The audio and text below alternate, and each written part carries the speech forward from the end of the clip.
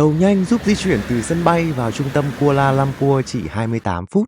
Long Thành Việt Nam khi nào sẽ làm được? Hi. Xin chào các bạn, lại là Noah đây. Mình đang có mặt tại sân bay quốc tế Kuala Lumpur. Sân bay này cách trung tâm Kuala Lumpur khoảng 55 km nên việc di chuyển vào thành phố từng là một bài toán lớn. Vì vậy, ngay từ đầu, Malaysia đã quy hoạch tuyến tàu sân bay này. Sân bay mở năm 1998 mà đến 2002 là tàu đã đi vào hoạt động rồi. Nó giúp cho thời gian vào trung tâm chỉ còn 28 phút. Trong video này thì mình sẽ chia sẻ với các bạn cách để đi tàu nhanh từ đây về trong KL Central hoặc là có thể đến ga Salak Tinggi để nghỉ ngơi. Sân bay Kuala Lumpur có hai nhà ga chính là KLIA 1 và KLIA 2. Mình sẽ gọi tắt là T1 và T2 cho nhanh. Để đi tàu, bạn đáp xuống nhà ga T1 hay T2 thì đều có ga để lên tàu nhanh này. Ga tàu nằm ngay trong nhà ga cho nên là các bạn chỉ cần đi bộ hoặc là đi thang máy là tới. Việc tìm ga tàu trong sân bay cũng khá dễ. Bạn chỉ cần đi theo các cái bảng chỉ dẫn có chữ KLIA Express hoặc là KLIA Transit là sẽ tới. Các biển chỉ dẫn đều lớn và dễ nhìn, trong thang máy cũng có luôn. Nếu các bạn đáp xuống T1 thì ga tàu nằm ở tầng 1, các bạn đáp xuống T2 thì ga tàu nằm ở tầng 2, rất dễ nhớ. Khi bước xuống, các bạn sẽ nhìn thấy quầy vé, có ticket counter. Bây giờ là tới công đoạn mua vé để đi tàu. Nếu bạn có thẻ Visa hoặc Mastercard rồi thì thực tế không cần phải mua vé, bạn chỉ cần tap thẻ trực tiếp ở cái cổng ra vào tàu là được luôn. Mình có thẻ nhưng mà mình sẽ vẫn mua vé giấy để trải nghiệm nhé. Sẽ có các cái máy tính như thế này gọi là kiosk. Ở đây họ không chấp nhận tiền mặt nên các bạn cần chuẩn bị thẻ thanh toán quốc tế, sử dụng ví điện tử để mua, ví dụ như là ví GrabPay cũng có thể thanh toán ở đây được. Các bước thao tác rất đơn giản. Đây chính là giao diện của một cái kiosk khi mà các bạn mua vé. Đầu tiên thì các bạn nhấn vào chọn là buy ticket là để mua vé. Nó sẽ hiện ra cái màn hình này. Thì hiện giờ mình đang ở T1. Nếu mà các bạn đang ở T2 thì nó sẽ báo luôn là các bạn đang ở đó. Ví dụ giả sử bạn muốn vào trung tâm của Kuala Lumpur là ga KL Central chẳng hạn thì bạn chọn KL Central. Sau đó thì chọn số người. Ở đây có người lớn này, trẻ em. Ví dụ đây mình đi 2 người lớn chẳng hạn thì mình sẽ nhấn vào đây. Và sau đó thì mình nhấn tiếp vào đây. Giá vé của một người khi đi từ đây đến KL Central là 55 ringgit. Như vậy tổng cộng là mình phải thanh toán 110 ringgit cho hai người. Vé đi từ Clear 1 sang Clear 2 là 2 ringgit. Để trải nghiệm thì mình sẽ mua vé tới ga Salak Tinggi thôi và dùng tàu Transit cho rẻ. Giá vé có chưa tới 5 ringgit cho cái quãng đường từ đây về ga Salak Tinggi, tức là chưa tới 30.000 tiền Việt. Thì ở đây có hai phương pháp thì mình sẽ chọn là Credit Debit Card, tức là thẻ đấy, nó bằng thẻ. Và nào mà có ví điện tử thì có thể sử dụng lựa chọn này. Đấy. Khi bạn nhấn chọn vào đây, thì khi bạn nhấn chọn vào đây ấy, thì bạn có thể quẹt thẻ vào đây này. Sau khi quẹt thẻ xong thì vé nó sẽ được rơi ra ở đầu phía bên này. Ngoài cách này ra, bạn có thể mua vé online trước và cách này thường tiết kiệm 10% so với mua trực tiếp. Để mua online, bạn có thể truy cập website chính thức, ứng dụng KLIA Express hoặc là Klook. Đặc biệt là với Klook, bạn có thể thanh toán bằng tiền Việt, nó sẽ bớt cho các bạn một chút về phí chuyển đổi ngoại tệ nhé. Tất cả thì mình sẽ để link ở trong phần mô tả. Bạn chỉ cần quét cái phần QR code này là cửa sẽ mở cho bạn vào.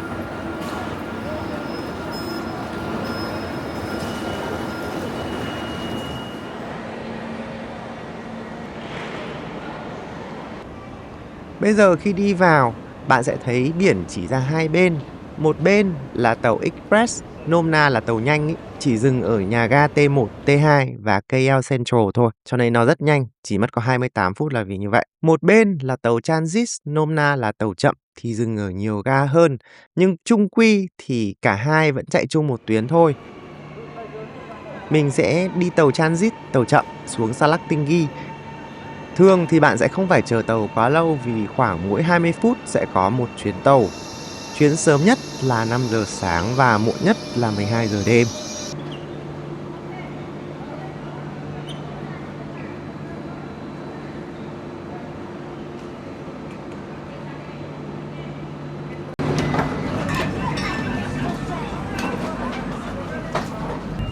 May quá là lên vẫn đang còn chỗ ngồi. Có rất nhiều khu để ngồi.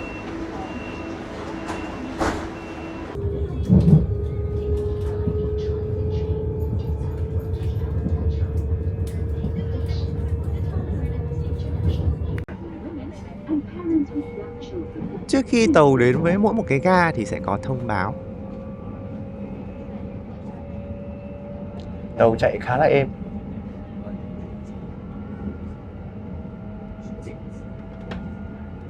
Ga Salactingi thì rất là gần thôi. Đi bằng tàu không bị tắc đường.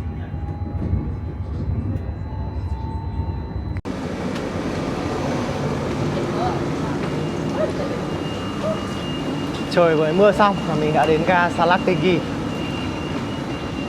Tương tự như lúc đi vào, bạn sẽ cần quẹt cái mã QR lúc nãy để có thể đi ra được. Hoặc là nếu mà bạn dùng thẻ thì cũng dùng chính cái thẻ lúc nãy các bạn quẹt vào để quẹt ra. Đây chính là ga Salactingi và bây giờ mình sẽ tiếp tục hành trình quay ngược trở lại sân bay.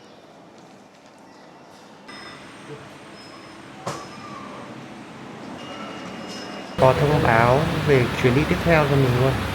Nhìn chung là thanh toán ở Malaysia nó rất là tiện. Toàn bộ tất cả các kiểu bây giờ có thẻ hết, hoặc là có các cái ví điện tử, gần như là không dùng tiền mặt mấy. Vì mình sẽ đi đến T2 cho nên là mình sẽ đi cái platform 34 này. Mình sẽ đi xuống. Đây, như các bạn có thể thấy là ga Salactingi này thì chỉ cách có ga T1 và ga T2 thôi. Nên là gần như là cái điểm mà gần nhất nếu mà các bạn muốn nghỉ ngơi ở gần sân bay. Tàu nhanh ấy thì nó lướt qua và nó không dừng lại ở cái ga này. Buổi sáng ở Malaysia cũng tương đối mát, nhưng bây giờ trời thì bắt đầu nắng lên rồi nên mình nghĩ một lúc nữa là sẽ nóng.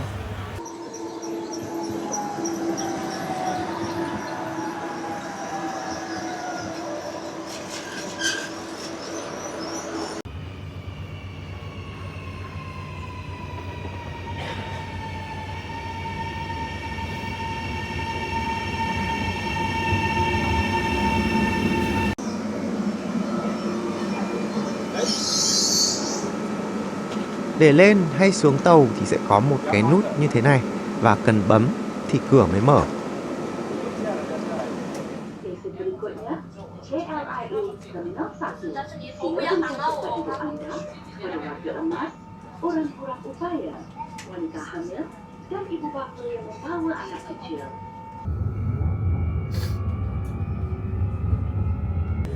Các bạn thấy đoàn tàu này thế nào? Hãy chia sẻ ý kiến của bạn nhé. Còn mình thì hy vọng là tương lai sân bay Long Thành của chúng ta sẽ sớm có chuyến tàu nhanh thế này. Không biết là khi nào sẽ có nhỉ?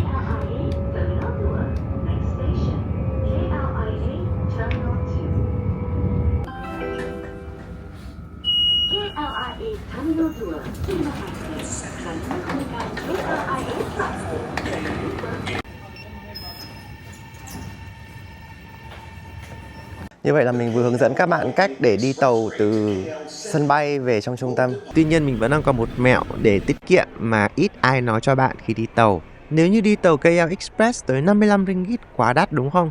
Thì mình sẽ có một cái cách cho các bạn có thể tiết kiệm được hơn một nửa số tiền này bằng cách các bạn sử dụng tàu transit. Ví dụ như thế này đây, mình đi từ ga KLAA 1 đến Salactingi, giá chỉ có 4,4 ringgit nếu mà mình mua online. Khi mà đến Salactingi thì mình sẽ đi ra, sau đó lại đi vào. Rồi đi từ Salactingi đến KL Central, giá vé chỉ có 16,5 ringgit. Tổng cộng chưa tới 21 ringgit. Tuy nhiên, phải nói là cái cách này nó sẽ mất công và mất sức hơn, đặc biệt là nó sẽ không tiện nếu các bạn nhiều đồ. Bạn thấy cách này thế nào? Ngoài ra còn một cái cách rẻ hơn nữa, đó chính là đi xe buýt. Mình sẽ làm một clip hướng dẫn riêng cách đi xe buýt từ sân bay về thành phố với giá chỉ bằng 1/5 tàu KL Express mà thôi. Còn bây giờ thì xin chào. Hẹn gặp lại các bạn trong các video tiếp theo.